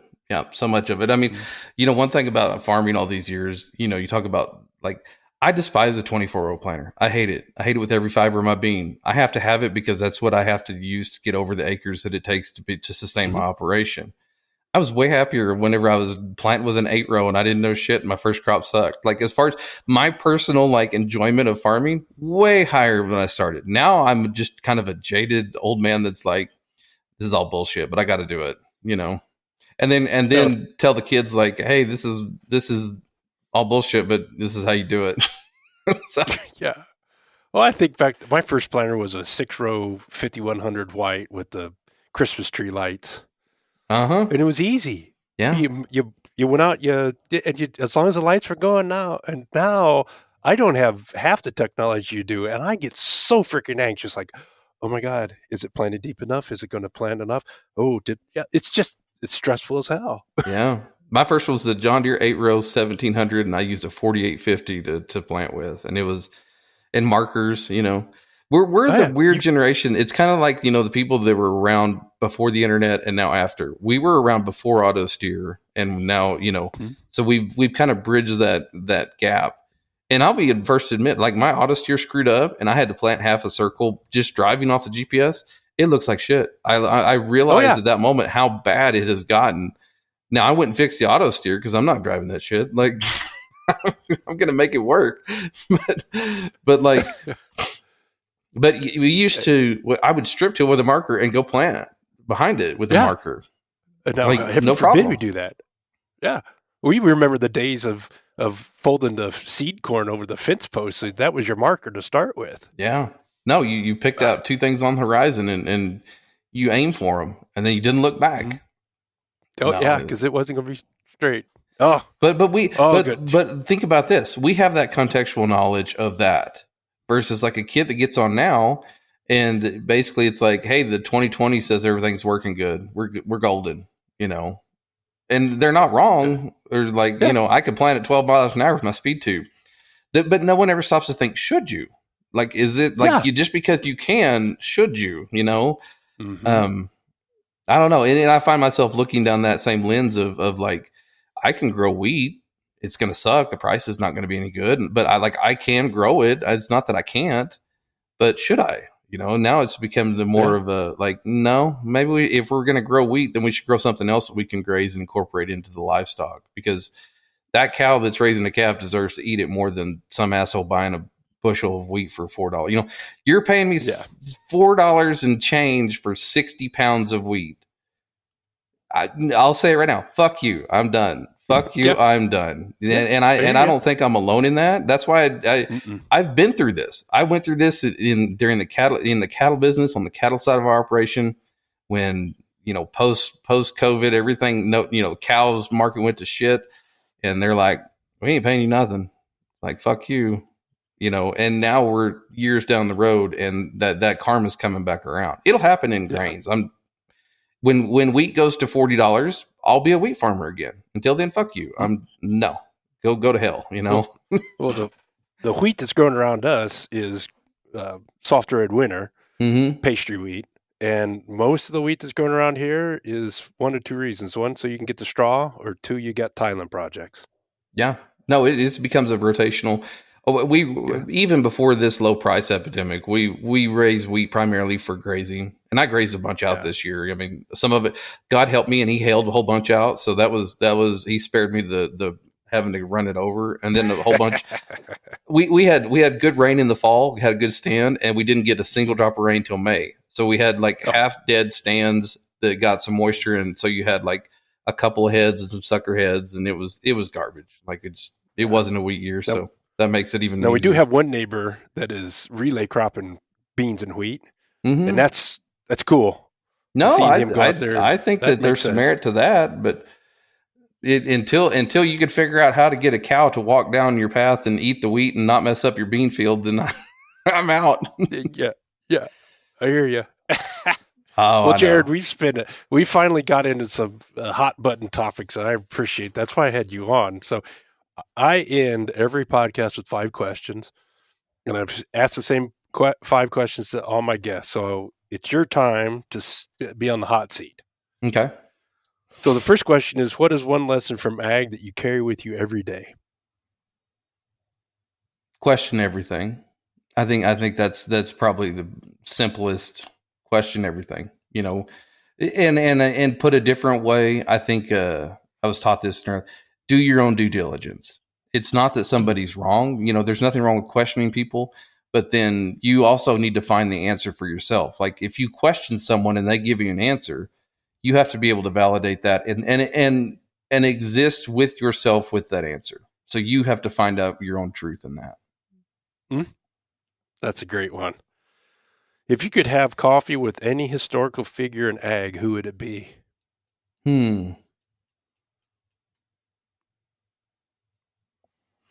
Probably, and I would butcher his name, but the Neil Borland, I think, isn't he the godfather of hybridization? Did I get his name right?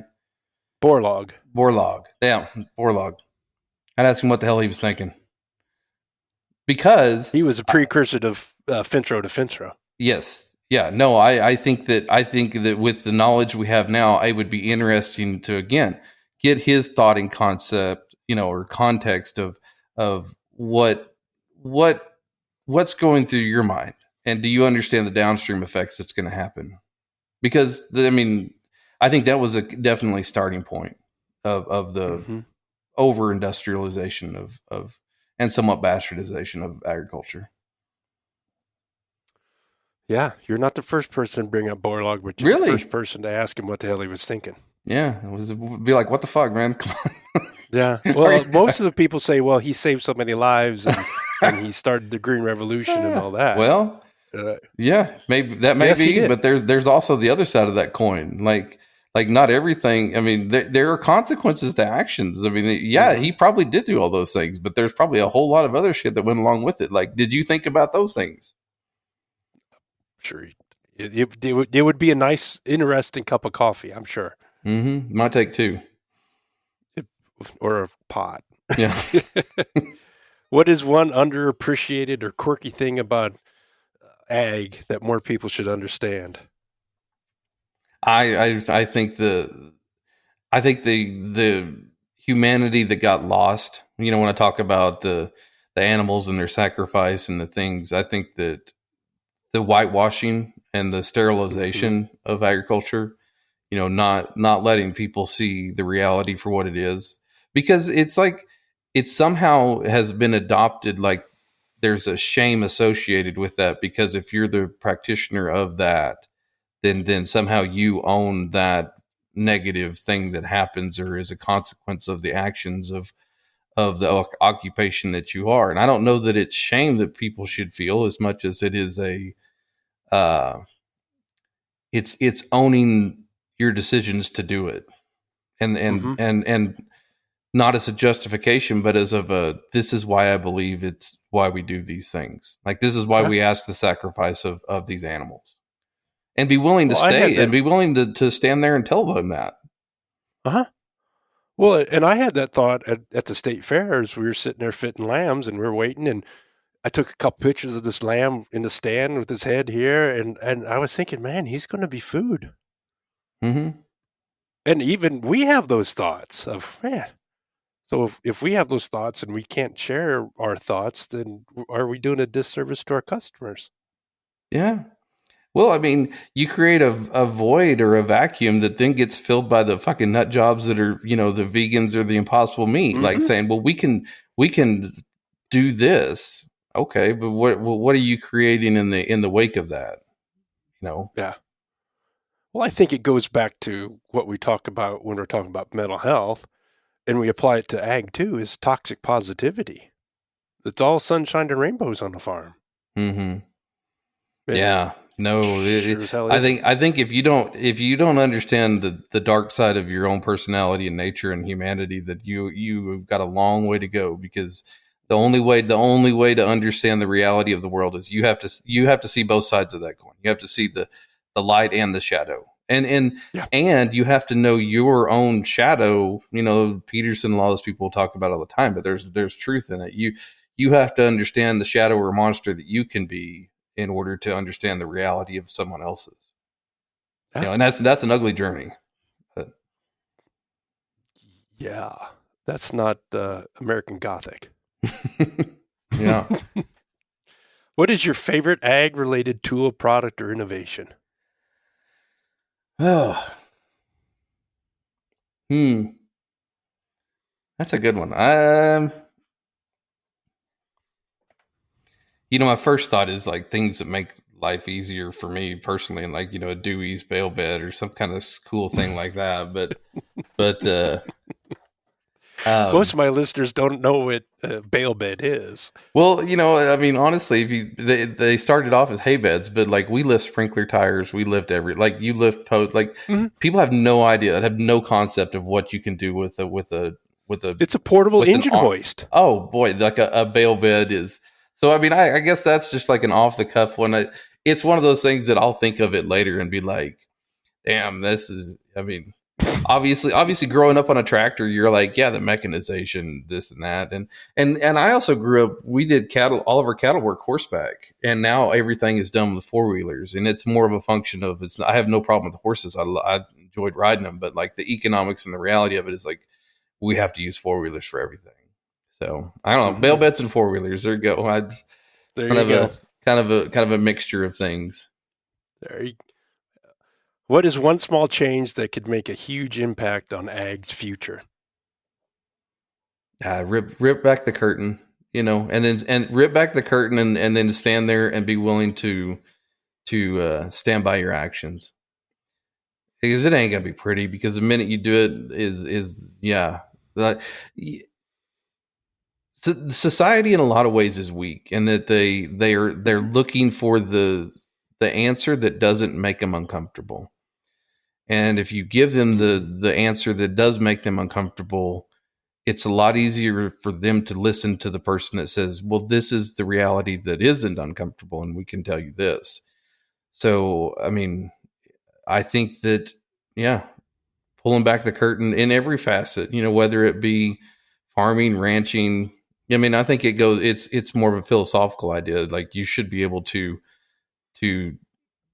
carry out your actions and stand by them. And then, live with the consequences, because inevitably on a long enough time frame, if somebody says, well, I mean, this is going to happen with everything in life. If you say, well, we don't like cattle, we don't want them to be raised or harmed, or we think that they should be sacred and left alone. Okay. I bet you when you get hungry enough, you change your mind. Like it's not a question of like the decision for animals to be sacrificed for the needs of man. I mean, it's biblical. I can't tell you the verse, but it's in there somewhere, you know. Well, ripping back the curtain is uncomfortable, and it opens us up to criticism. That's Yeah, sure. but why? But criticism and cowering to that is kind of a form of insecurity. Like you should be able to withstand criticism. Yeah, it ain't comfortable, and maybe sometimes they got a point. But if you're comfortable in who you are and what you do, then fire away. We've got all day. You know, Well, we're going to be doing the same shit anyway. Oh, totally. Well, get back to our discussion about the black and white of pigs on pasture or in a farrowing crate. Rip back the curtain and lay it out. Hey, here's why we do it. Here's the positive, and here's how we're trying to make it better. Mm-hmm. Yeah. Well, and I think another thing that I think people need to give, and it cringes me to say this, but you got to give the consumers some grace in that. How are they supposed to have this knowledge beforehand? Mm-hmm. So the shock of like ripping it back and saying, this is what we do. Like there's going to be some uncomfortability because there's a lag there in that information. Like, yeah, some of them might be like, why didn't you tell us this? We might have changed our patterns. And some of them might be like, cool, thanks for sharing that. Some of them are, I'd say the vast majority are probably gonna be like, I don't care. Are you still selling meat to places I can buy it? Cool. We're good. Like, I think that's the majority. I think apathy is the ruler of the day, but I do think that if you can at least expose the realities, then let the chips fall where they may. Mm-hmm. I agree. Well, Jerod, it's been a great discussion with you, as I knew it was going to be. And to quote you, it's a banger. Well, I appreciate you having me on. I kind of am enjoying I'm more of an anonymous figure nowadays. I just kind of hang out and do my thing. Honestly, a lot of the social media and all that kind of stuff, I feel like it's one of those things like when you graduate high school, but then you move back to the town you were raised from, you still know everybody and everything, but you're not in school anymore. That's kind of where I'm at, and I'm good with that. There you go. Your anonymity is missed, or your presence is missed by some of us. So. Well, but I don't know, man. I've been down a long road of that's a whole journey of going and meeting and becoming way more well known than I ever thought I was going to be, and then finding out that like at the end of the day, that itch that you're scratching of, I don't know what the word is that you look for with social media, but a little bit of it is like being seen or being heard or something like that. You scratch that itch and then you finally realize that, oh, it's not an external allergy, it's an internal. So, again, back to the insecurities of like, hell, most people are just scared little kids trying to get themselves heard or seen. Yeah. And once you finally figure that out, I'm good. And so that's where I'm at. But, to each their own. That goes back to being comfortable in your own skin. Very much so. Very much so. And there's different levels to people everywhere. And as you I think as humans evolve, you learn to see that in other people. And, it's a pyramid.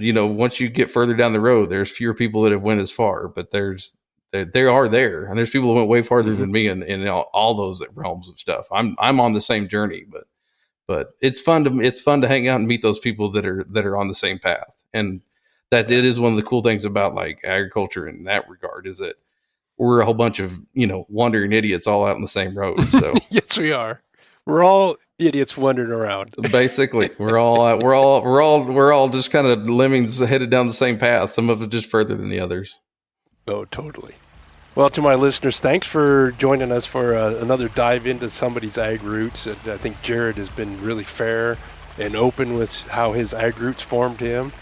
His candidness on his views of ag are refreshing for me. And I hope to have more conversations like this as we proceed down this podcasting path. I appreciate all the likes, the follows, and the suggestions for new guests. We'll continue to do this, and there'll be more good guests as we continue. Thank Well, you. and hey, man, congratulations on 50 episodes and getting down the rabbit hole of podcasting. It's a wonderful thing, and hey, it takes a special kind of person to go out and do it. And I commend you, and hang in there. You're doing a good job. Awesome. Thank you, Jerod. I'm having fun with this. So That's all you need to do. That's it. That's the secret.